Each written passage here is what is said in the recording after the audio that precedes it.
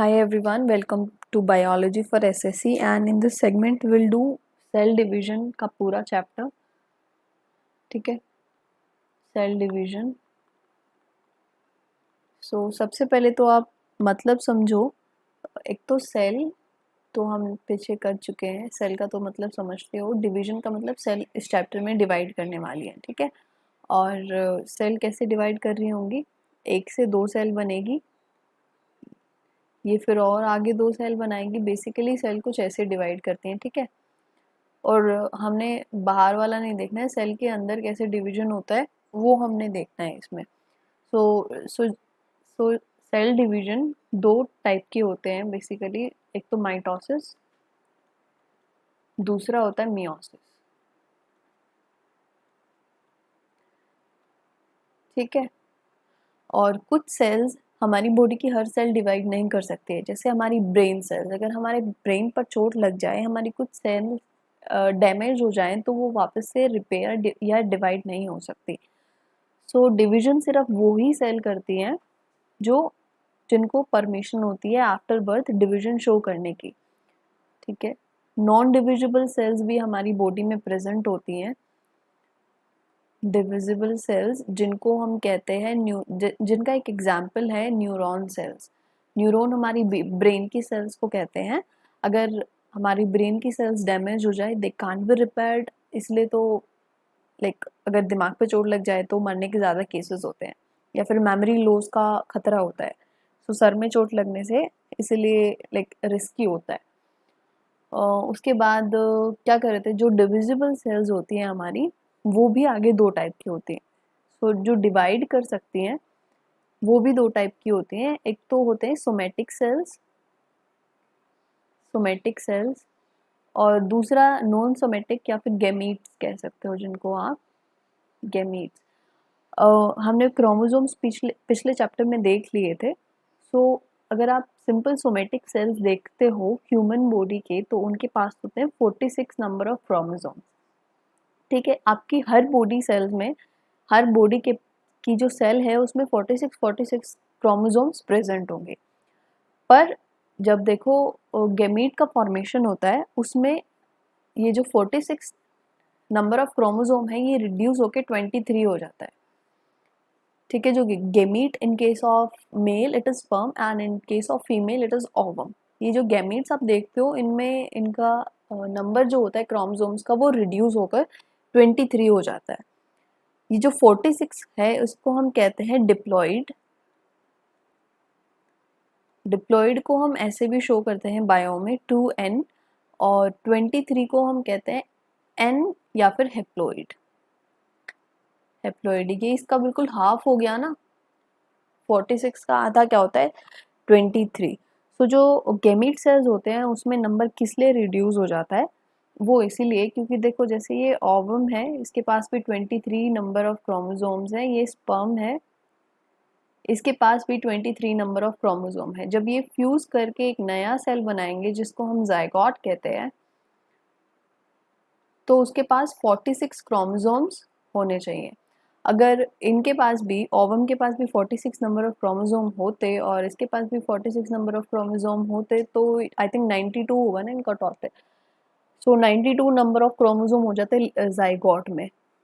अगली जनरेशन में 92 क्रोमोसोम हो जाते, जो पॉसिबल नहीं है. इसीलिए इनके जो गैमेट्स होते हैं, हमारे गैमेट्स में नंबर को, क्रोमोसोम के नंबर को रिड्यूस कर दिया जाता है. ये जो सोमेटिक सेल्स डिवाइड करती हैं, ये माइटोसिस नाम की प्रोसेस से डिवाइड करती हैं. ठीक है, माइटोसिस किसके लिए बना है, सोमेटिक सेल्स के लिए बना है. हमारी बॉडी में जितनी भी सेल डिवाइड करती हैं वो बेसिकली सोमेटिक सेल्स ही होती हैं, एक्सेप्ट. और मियोसिस कौन शो करता है, gamete cells, they show meiosis. Meiosis is also called reductional division. इसको आपको याद रखना है, ये क्वेश्चन पूछा जा सकता है. रिडक्शनल डिवीजन किस लिए बोलते हैं मियोसिस को, क्योंकि इसमें जो क्रोमोसोम नंबर है 46 वो रिड्यूस होकर 23 हो रहा है. कुछ रिड्यूस हो रहा है, क्रोमोसोम नंबर रिड्यूस हो रहा है, that is why it is called reductional division. तो जो गैमीट्स डिवाइड करते हैं वो करते हैं मियोसिस नाम की प्रोसेस के अंडर से जाते हैं. और जो माइटोसिस नाम का प्रोसेस है उसमें सोमेटिक सेल्स, गैमेट्स के अलावा, except gametes, all the cells of our body which are divisible, they are called somatic cells. ठीक है, so let us look at to these two process in a little detail. चलो, सो पहले हम देखते हैं mitosis को।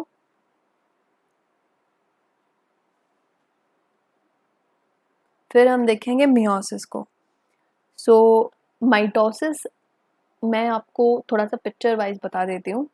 ठीक है, कुछ ऐसे सेल डिवाइड करती हैं जो क्रोमेटिन फाइबर के जैसा हमारा डीएनए प्रेजेंट होता है ना, तो जब सेल को सोचती है कि हाँ मुझे अब डिवाइड करना है, तो ये क्या करती है, सेल ऐसे क्रोमोसोम की, वो जो क्रोमेटिन फाइबर है ना न्यूक्लियस के अंदर, वो ऐसे क्रोमोसोम की शेप लेने लग जाता है। ठीक है, अब ये क्रोमोसोम की शेप लेगा, उसके बाद क्या होगा, इधर इधर ना दो ऐसे ऑर्गेनेल प्रेजेंट होते हैं जिनको हम कहते हैं, जो मैंने पीछे छुड़वा दिया था, एक ऑर्गेनेल और रहती है क्योंकि यही समझ आएगा। ठीक है, this is called centrosome. Centrosome को अगर आप जूम करके देखोगे तो इसमें कुछ दो ऐसे स्ट्रक्चर प्रेजेंट होते हैं जिनको आप कहते हो सेंट्रियोल्स। ठीक है, सेंट्रियोल्स। और ये जो सेंट्रियोल्स है ना, ये स्पिंडल फाइबर अपने आप से सिक्रीट करते हैं। इनका जो वो किया था, डिस्कवरी करी थी सेंट्रोजोम की, वो करी थी टी बॉपेरी नाम के साइंटिस्ट ने। वो हम अभी देखेंगे कि इनका फंक्शन क्या होता है। क्रोमोसोम की सिचुएशन मैं आपको बता दूंगी। इधर आप देखोगे कि इधर आपको ऑर्गेनेल्स भी रेप्लिकेट करेंगी, इनको भी तो अलग अलग दो सेल्स में जाना है, तो बाहर की सिचुएशन नहीं बता रहे हम। रेप्लिकेट का मतलब होता है अपनी कॉपी बनाना, सेम। ठीक है, इधर सेंट्रोजोम दो प्रेजेंट होंगे, इसको थोड़ा सा येलो कलर से बना देते हैं। इधर ये जो दो सेंट्रोजोम प्रेजेंट है ना, ये इनमें से एक ऊपर मूव करना शुरू कर देता है, तो एक इधर पहुंच जाता है टॉप पे इधर, और दूसरा इधर टॉप पे पहुंच जाता है। ये इनके आने से पहले क्या होता है, ये जो क्रोमोसोम की आपको एक आर्म दिख रही है ना, ये दो आर्म्स बना लेता है सेल। ऐसे दो आर्म्स बन जाती हैं क्रोमोसोम्स की। ठीक है, ये जो आपको सिंगल सिंगल क्रोमोसोम्स बन रहे हैं ना, ये, चलो मैं ना न्यूक्लियस थोड़ा सा बड़ा बना लेती हूँ। ये न्यूक्लियस है सेल का। ये जो क्रोमोसोम्स है ना, ऐसे क्रोमोसोम, ये देखो, ये ऐसे हो जाते हैं। इनके आने से पहले ये सेंट्रोजोम जब ऊपर तक पहुंच जाता है, कुछ ऐसे आ जाते हैं। ठीक है, अब इसके बाद सेल का सिचुएशन क्या होगा, ये जो आपको ये दिखाई दे रहा है ना, ये बीच में ऐसे अलाइन हो जाते हैं, क्रोमोसोम्स ऐसे अलाइन हो जाते हैं। ये न्यूक्लियस का सिचुएशन है। ठीक है, मैं न्यूक्लियस बना नहीं रही, आप समझ जाना। अब ये जो सेंट्रोजोम आपको ऊपर दिखाई दे रहा है, ये इधर, जब ये इस सेंटर में अलाइन करते हैं, इसको हम कहते हैं मेटाफेज। इस वाली फेज को मेटाफेजिक प्लेट कहते हैं। इस प्लेट को, जो ये प्लेट फॉर्मेशन हो रही है, this is called metaphasic plate. और ये आपको याद रखना है, मेटाफेजिक प्लेट।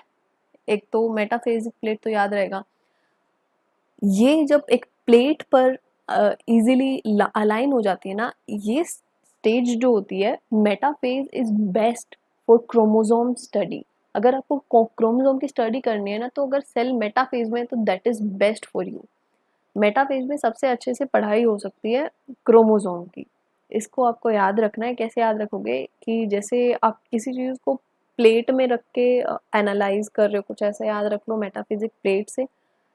मुझे नहीं पता, इसको आपको याद रखना है क्योंकि इस पर क्वेश्चन आएगा, और आई थिंक इस पे आया भी हुआ है आपके प्रीवियस ईयर्स क्वेश्चन में, तो आपको ये याद रखना है, वो आप कैसे भी याद रखो।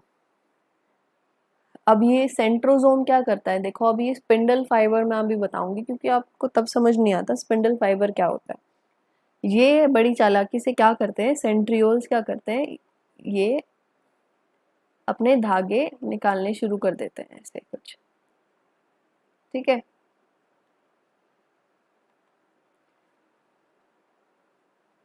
और ये धागे इन्होंने अटैच कर दिए अब क्रोमोसोम पर। अब आगे क्या करते हैं ये, 1 second, let me scroll it down. ये देखो,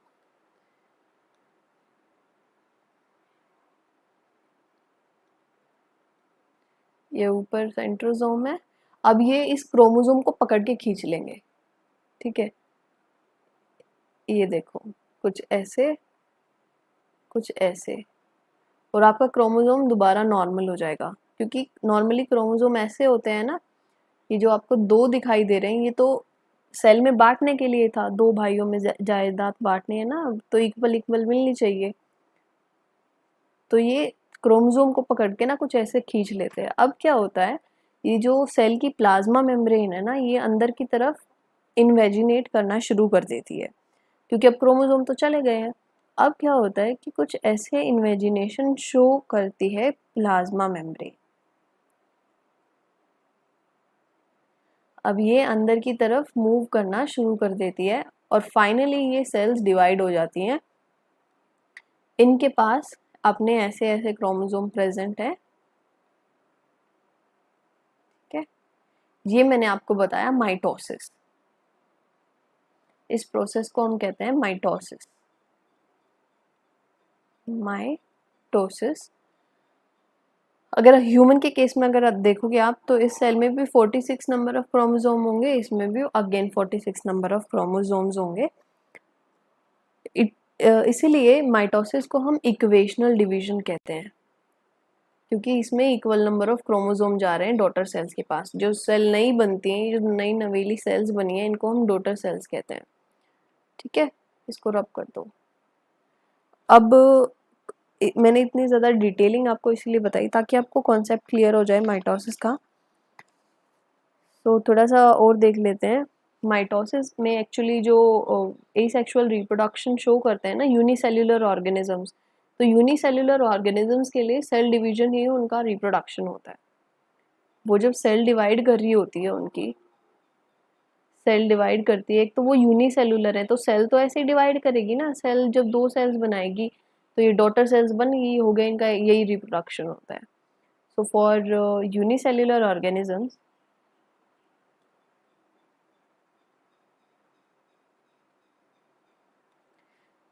cell division is reproduction.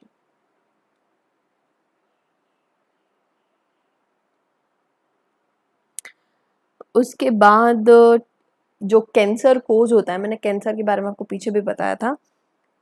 Cancer में हाईली सेल डिवाइड करने लग जाती हैं, वो रुकती नहीं है, उनका डिवीजन रुकता ही नहीं है। तो ये भी आपको याद रखना है। दो केसेस, या तो फिर ट्यूमर का केस होता है, ये ट्यूमर या फिर कैंसर जो होती है ना, उनमें बहुत ज़्यादा अनकंट्रोल्ड माइटोसिस होती है। किसी भी सेल के अंदर, सेल्स के अंदर उस सिचुएशन को, मतलब अनकंट्रोल मैनर में सेल्स डिवाइड करती हैं। इससे दो बीमारियां हो जाती है, ट्यूमर हो जाता है, कैंसर हो जाता है। तो ये ट्यूमर और cancer is a result of uncontrolled mitosis. Mitosis समझ में आया? 46 नंबर ऑफ क्रोमोसोम थे, देखो, ठीक है। 46 नंबर ऑफ क्रोमोसोम थे, तो इधर भी हमने 46 ही रखे। जब डॉटर सेल्स के पास इधर डबल कर दिए थे ना, ऐसे देखो, कुछ ऐसे दो आर्म्स बना दी थी, ताकि इक्वल इक्वल ये डिस्ट्रीब्यूट हो जाए। तो देख लो एक बार फिर से, इधर स्पिंडल फाइबर अटैच हो गई, येलो कलर से जो ऊपर से आ रहे हैं, इनको कहते हैं स्पिंडल फाइबर्स, जो सिक्रीट करता है ये सेंट्रियोल। उसके बाद ये स्पिंडल फाइबर इनको पकड़ के खींच लेते हैं क्रोमोसोम को, जिसकी वजह से एक आर्म इनकी ऊपर चली जाती है, एक नीचे चली जाती है। उसके बाद प्लाज्मा मेम्ब्रेन इन्वेजिनेशन दिखाती है, ठीक है। ये तो एनिमल सेल का केस था। उसके बाद प्लांट सेल्स में अगर आप देखोगे तो एक और चीज़ बाहर प्रेजेंट होती है प्लाज्मा मेम्ब्रेन के, जो आप मुझे बताओगे, इतने मैं इसी ड्रॉ करूँगी।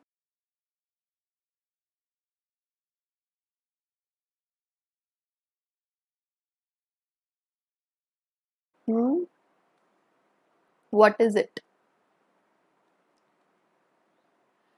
This is cell wall. अब सेल वॉल तो भाई बाहर सख्त है, मैंने बताया थी, तो रिजिड होती है, इसको ये कैसे इमेजिनेशन शो करेगी।